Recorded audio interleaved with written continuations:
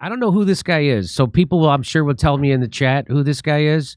But this guy does funny videos, and he does these very much like Misha does for our show. They expose the contradictions and the hypocrisies in the zeitgeist or in the status quo. And here he is talking about Israel, and let's just enjoy. Dude, what the hell are you doing? Defending myself? What's it to you? You're gonna kill him. Oh my God. Why do you hate all followers of my faith so much? What's happening? You criticizing me means you hate me and all adherents to my religion. I couldn't care less what religion you are, buddy. I just want you to stop beating that guy to death. Ah, you see? Defending him. That means you hate us. That's not true. I detest what you're doing in our name. Well, that's because you hate yourself. Mate, this isn't about your religion. Just be reasonable, yeah? La la la! La la la! They're doing it again. Yeah, sorry guys. If you criticize him, you're anti his religion. Oh. But that's ridiculous. Like, it is a bit ridiculous, isn't it? Want me to tell everyone what you did to my grandparents again? He's right, you're wrong, move along. Oh, and both of you just lost your jobs.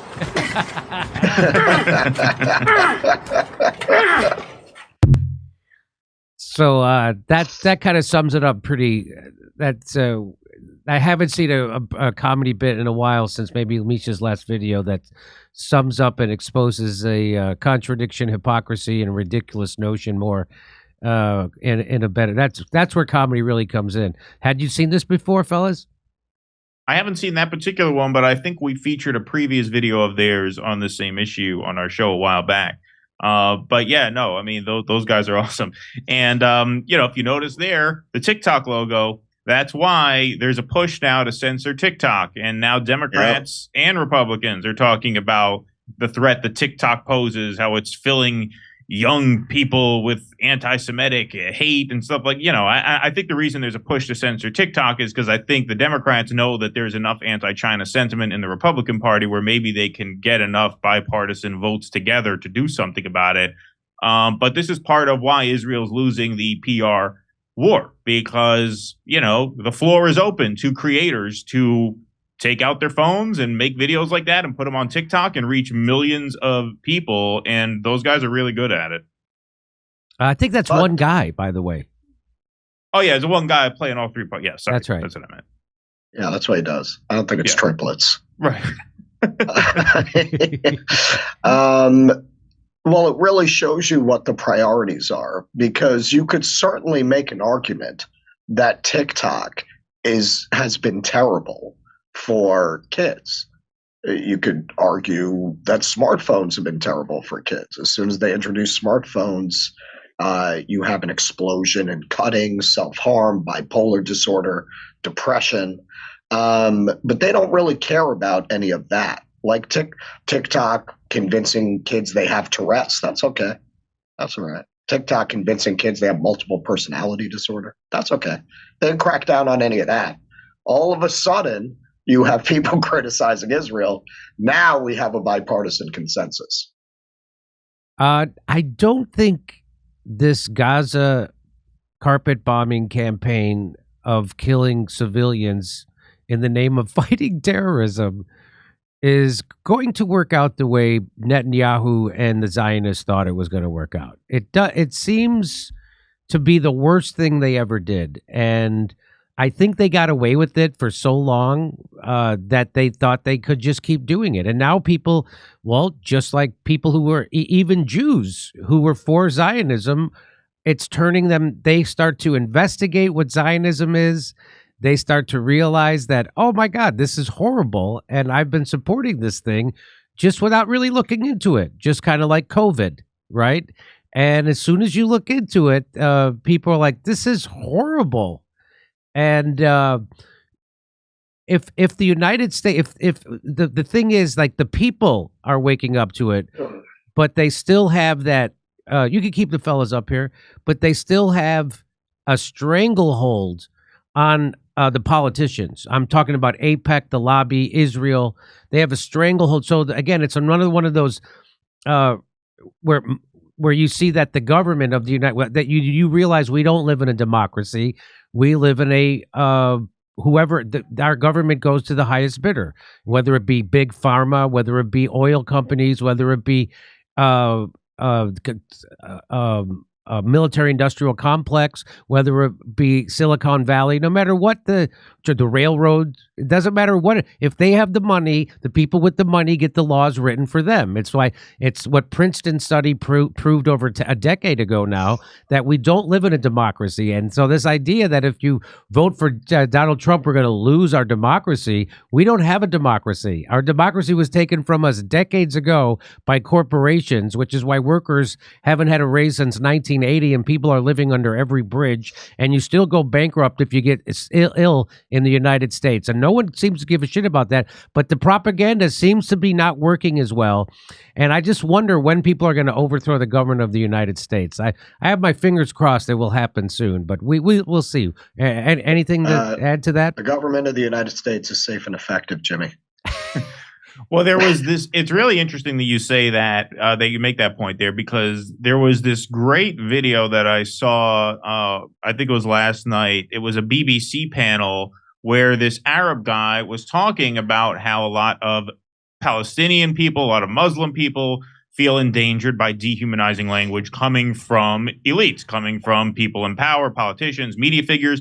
And this woman who was sitting on the panel with him says, well, I don't understand why you feel that way, because the pro-Palestine protests are way, way bigger than the pro-Israel protests. So what do you mean Muslims feel unsafe? It's like, well, that's the exact point. The exact point is that, yes, pro-Palestine people greatly outnumber the pro-Zionist people, but that doesn't affect policy. That's why those protests are so big, because people are banging their head against the wall when they run into people in power trying to respond to their democratic inputs, which takes the form of collective protests in the streets, and obviously videos like the one we just saw on social media.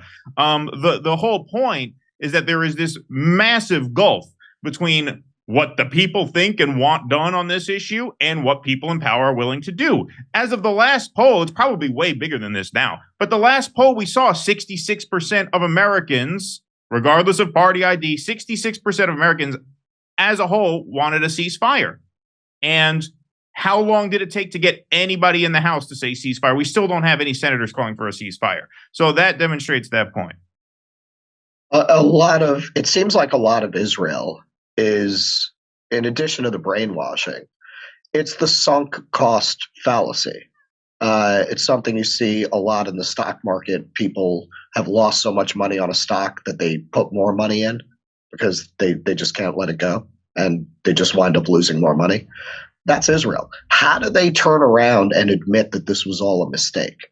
How do they turn around and admit that this whole nationalist project was a terrible wrong turn in Jewish history that has created more anti-Semitism than it solved, and that has made them the very thing that they claim they were founding this nation to escape from, that has turned them into the monsters, the fascists, the institutors of a racist apartheid state that they were supposed to be establishing this state to get away from? How do they admit that?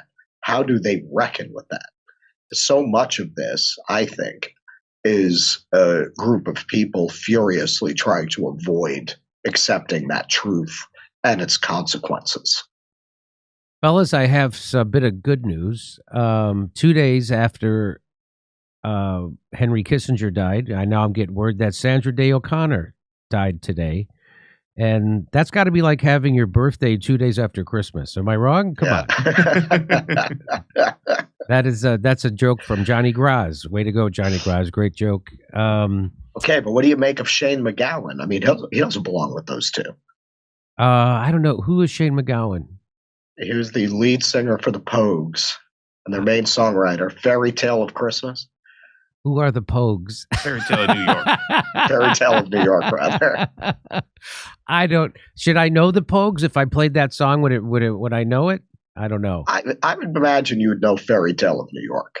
Okay, maybe I'll listen. Boys from the NYPD choir were singing Galway Bay. Does not ring a bell.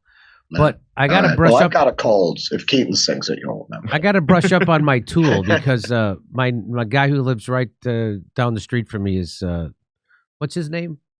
The Tool guy, I call him, but it's not that you would think that's a comedian, the Tool Time guy. What's the Tool? That's Tim Allen. Yeah, that's Tim Allen. Yeah, the comedian with the tools. The guy from Tool is Tom. What's his name? Tom. Do you know, Russ? I know James Maynard Key. What's the guy's name? He's got 3 names as the singer, but I don't know the band members. James Maynard Keyes, isn't he No, John Maynard Keynes was the Economist. Was that's Keynes. the Economist. No, but there's James. No, James Maynard. I forget his name. I thought Maynard. What's Who's the chat will know? Maynard James Keenan. That's it. Maynard James Keenan. I know it was James and Maynard. Yes. There you That's go. it? Okay. Maynard James Keenan is the singer of Tool. Yeah, the chat. okay. knows. I knew the chat would know. Who's the guitarist? That I don't know. Were you around any Adam. of that kind of like Irish culture growing up, Jimmy? No. No.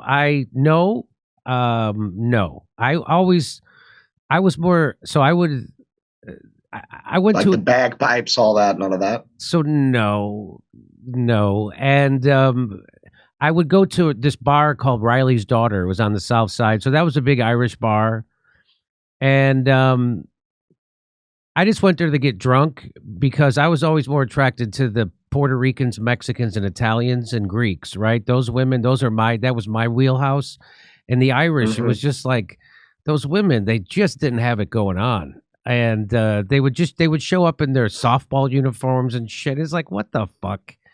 And so I wasn't into them at all. Softball. And I was just like, they tried their best to look like their brother. And that's how. And I just wasn't into, I wasn't into them. I was more into I love the Dagos. And anyway, and so no, I was never really into. So that's how when you say Irish culture, they used to have the St. Patrick's Day parade every year in Chicago. That was a really big deal because everyone just went and got hammered. There was nothing about culture. It was just people getting hammered, and I was already getting hammered. I knew how to do that. I used to drink. We used to drink gin and tonics, and then we put a little orange juice in it. Oh God, that was.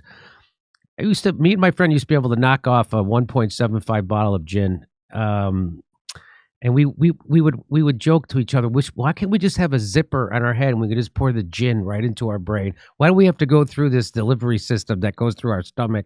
Just like that. But I used to be, when I was young, I was a big gin drinker. And then I started comedy and I just got too old. I was like, I don't know how people could drink like this. I was in nightclubs every night of my life. Yeah. And I'm like, but I still could. I was like, I can't do this anymore. So that's when I switched over to pot when I was about 28. And it's rough on your body. It is very hard on your body. Drinking's very hard on your body. It's like Charles Bukowski said. Anyone can be sober. To be a drunk takes stamina. Boy, does it. Charles Bukowski died when he was 36. People don't know that. He looked a lot older. Yeah. Do you know Charlie Parker, the jazz musician? He's a great saxophonist, Charlie Parker. And when he died at 36. The coroner thought he was 60 years old. Oh, well, he was a heroin addict, right? Yeah, he was a heroin addict. Yeah, he got booted from a lot of clubs and stuff. Yeah. Yeah, but he was great. I mean, All right, Steph, everything okay? Everything's okay, Jimmy. Everything is okay. You've been studying up on Charlie Parker. Are you going to be Cornel West's new campaign manager? Is he interviewing you? I think it's about time for a new campaign manager for him. He goes every couple of weeks. He turns them over. Am I wrong? Write a 5-paragraph essay on Charlie Parker and submit it to him. And if he likes it, I'm sure you'll get the job.